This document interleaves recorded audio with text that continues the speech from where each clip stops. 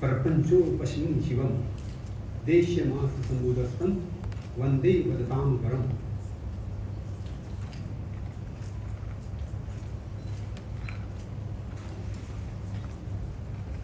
Congregation, they were government came.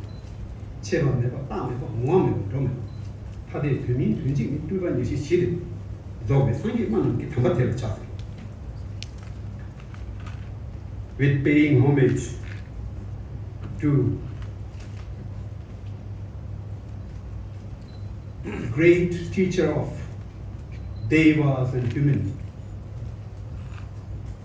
the great Buddha Shakyamuni, I feel humbled to say a few words in this August gathering and very special occasion of the second International Buddhist Media Conclave happening in this wonderful place of Vivekananda International Foundation. First of all, I would like to express my thanks and at the same time welcome to our chief guest, Mr. S. Gurumurthy Ji, who I know from a long time. He's a wonderful orator and speaker. And I would also like to welcome well-known and famous Mr. Baichung Bhutia to be our guest here.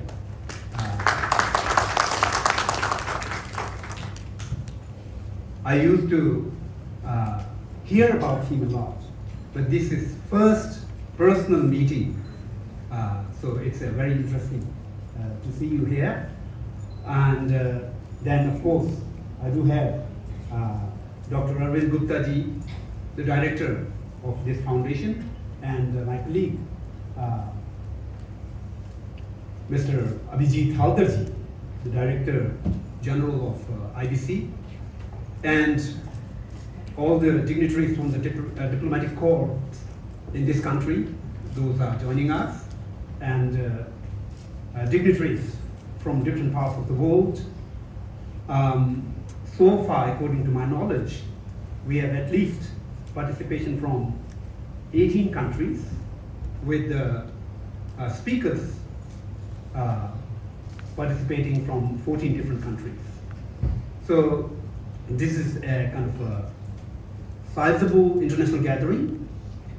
And on this occasion, particularly on the issue of mindful communication and conflict avoidance and sustainable development, all these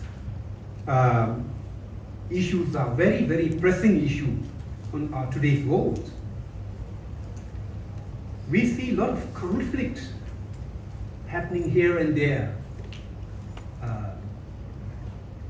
It appears like due to the kind of a lot of conflicts, those are happening, kind of a very deeply enhanced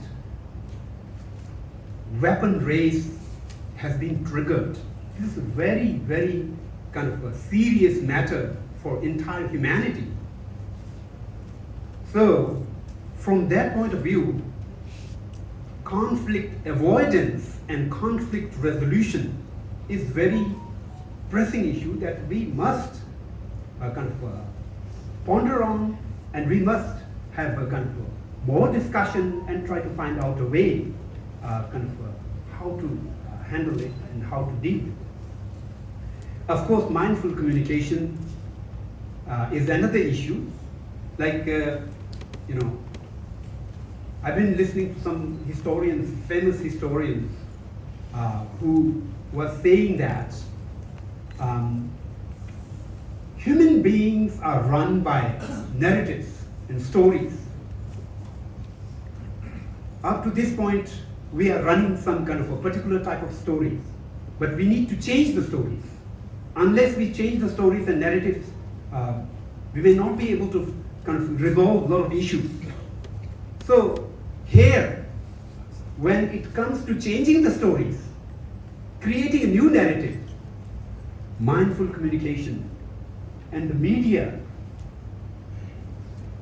community has a very crucial and important role to play. So here I would like to remind you that Buddha has advised his Bhikkhu Sangha that whenever they select a person for certain kind of duties in a Sangha community, the most important qualities they should be looking for is a person who is not driven by 4 kind of negative emotions.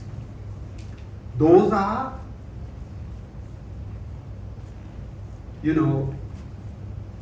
aspirational kind of greed. If a person is driven by aspirational greed, then there are a lot of chances that that person will do a lot of wrong things, unjust things. Then the second thing is a person not driven by hatred and jealousy. That is another important thing that we need to think about. And the third thing is a person must not be driven by fear. If a person is driven by fear, they tend to be ending up in doing a lot of wrong things.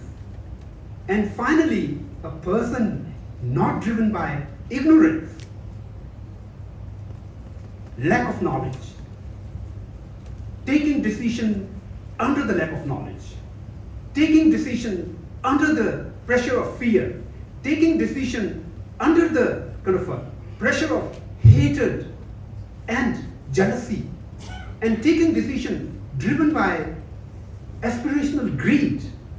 These are the very common things that Buddha told very clearly to his Sangha bhikkhus, that whenever you choose someone, you have to kind of look for these qualities.